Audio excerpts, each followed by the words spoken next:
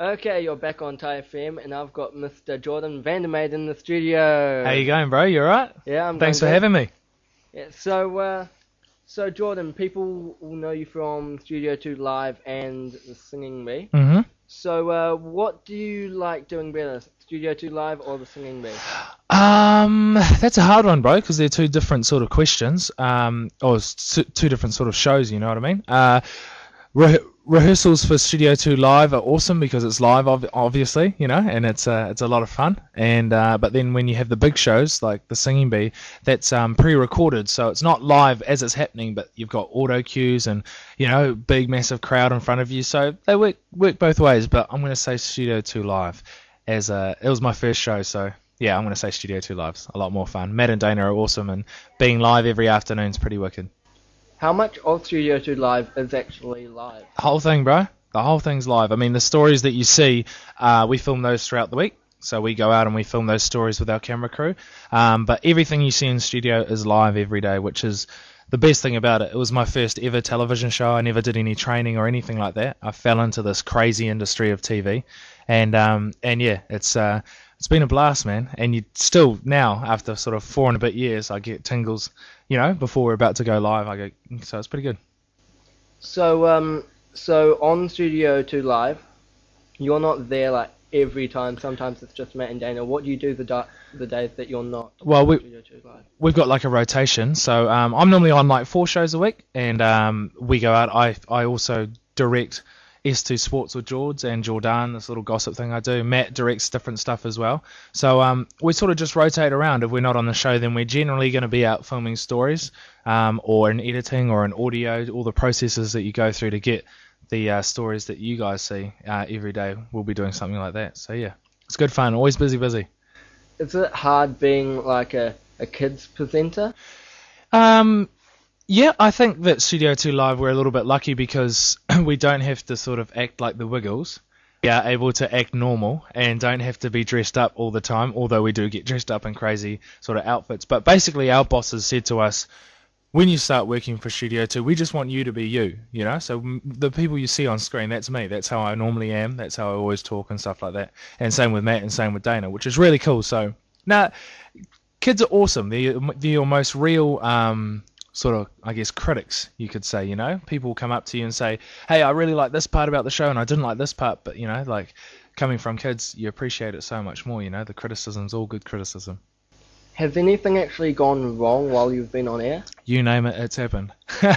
But touch wood, nothing super bad for me, but a lot of technical stuff, like suddenly, I don't know if you guys know, but we wear earpieces in our ears, so the whole time while we're talking to you, we've got our director talking to us and we can hear what's going on in the control room. If we're trying to get a caller on air or something like that and the call can't get through, then our director's saying in our ear while we're talking to you at the same time is going, Jordan, we've got a problem, the phone call's not coming through, you need to keep talking. So there's all that little stuff, but nothing too major. We haven't had anything. Dana's knocked herself out once when she was dressed up in a sumo suit. I think definitely there's been probably hundreds of times where I've forgotten my lines, same with Matt, same with Dana. But, when you work together on a show like that, I know that Matt's got my back and I know that Dana's got his back and I've got Dana's back, So if I look at Dana and she knows I don't know where we're going, then she'll sort of help me out and cover it, So it's cool. It's really awesome. So the Studio 2 Live website is the-hub. Why is it the-hub? Why isn't it like studio2.co.nz? The Hub is an idea from the owner of Tailor-Made Media, our big boss, Ian Taylor. What he does is he makes all the graphics for America's Cup and he does all the graphics for golf all over the world. So he's an amazing man, very, very clever man, and he used to be a kids presenter as well.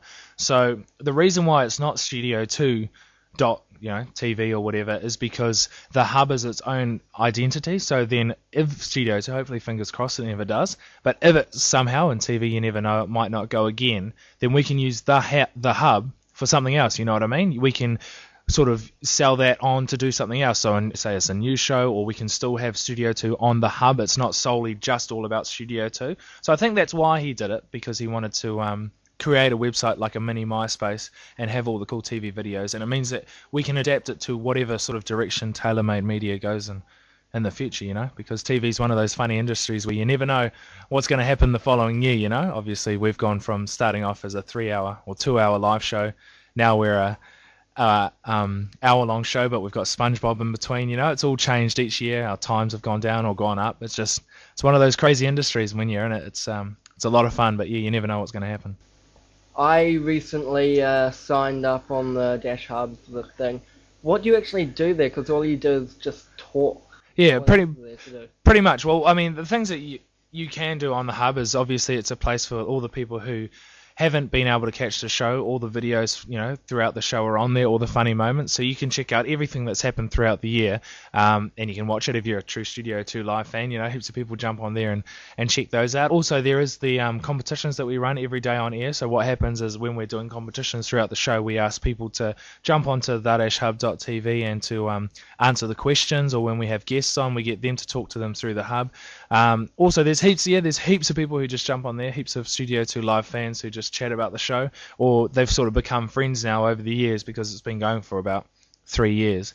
The hub, so they get to know each other, all the hubsters on there, so they're chatting about what they like and what they don't like about the show. You see all these different posts up about should Matt shave his beard off or should he keep it, you know what I mean? Like heaps of random stuff, but it's mainly just a place where guys can come and it's safe. It's monitored, and you're not going to get any bullies or anything like that happening because it's all monitored by the guys who work down in Dunedin. So it's a cool place where guys can come and sort of hang out and just get their daily dose of Studio 2 goodness, I guess. So lots of kids presenters, they have to like stuff that kids like. Mm-hmm. So I just want to know, because some people like Justin Bieber, some people don't. Yeah. What do you think of him? That's a tough question, my bro. But nah. I'm a hip hop and R&B boy. Like I love that sort of music, Justin's music. Yeah, I don't mind Justin. He probably wouldn't be up there on my top list of favorite artists. I mean, I'm 23 years old, so some of my stuff that I like's a little bit older. You know what I mean? But yeah, no, I don't mind him. I'll say this.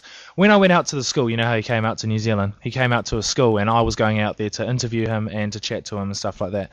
And I thought, you know what, I'm going to give this guy, I'll give him benefit of the doubt until I've heard him sing and stuff like that. And when you just see the craziness that happened when he turned up at that school, just girls fainting, crying, like it's literally like the Beatles, you know what I mean? Like people say at the airport they haven't seen scenes like that since Michael Jackson turned up and stuff like that, and it was true, getting his hat ripped off and shoved, and I was like, this is crazy, this guy's just a young kid. And he turned up, and when we had him first, it was all the media, so no fans and just him, and he walked in and he was just a normal kid, sat down, was like, hey, what up, how's it going?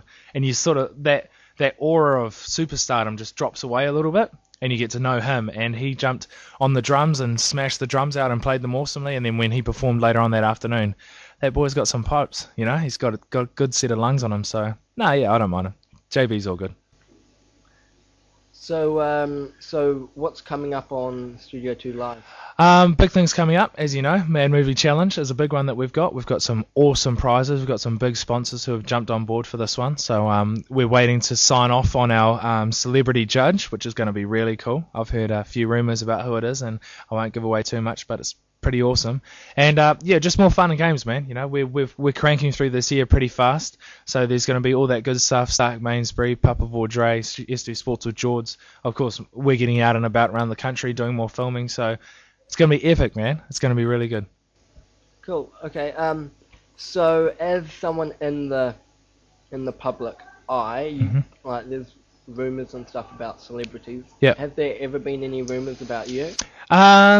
Fingers crossed, I hope not, but you never know. I'm sure there's been some people out there who probably have tried to start something, about me, but I mean, that's part of the job, you know what I mean? That's part of what I do. When people see you in the public eye, sometimes they might get a little bit jealous, or they might sort of wonder, well, how come he, gets to do such a cool job and I don't, and stuff like that. But I mean, I've got a really good bunch of mates around me who are guys who I grew up with, who have nothing to do with television, who I don't go to any of those big TV parties, or, you see people in the newspaper. I've never been photographed in newspapers or anything like that. It's just not really my scene. I sort of feel like what I do on TV is enough, you know what I mean? Like I'm in the public eye every afternoon. That's enough for me. I don't need to be sort of going out and getting photographed in papers and magazines and stuff like that, So I'm quite private, and I keep quite grounded with the guys around me. So fingers crossed. I'm sure there's going to be plenty of rumours though if I continue working in television and my name gets bigger and bigger, you know what I mean? Like it's just part and parcel of my job. Like the All Blacks today with the roadshow, they just have to deal with it. But yeah, you don't. My word of advice would be don't believe what you read in the papers. Okay, well, I think it's time to wrap it up. Thanks for coming into the studio. No worries, Bo. It was a pleasure. Thank you very much for having me.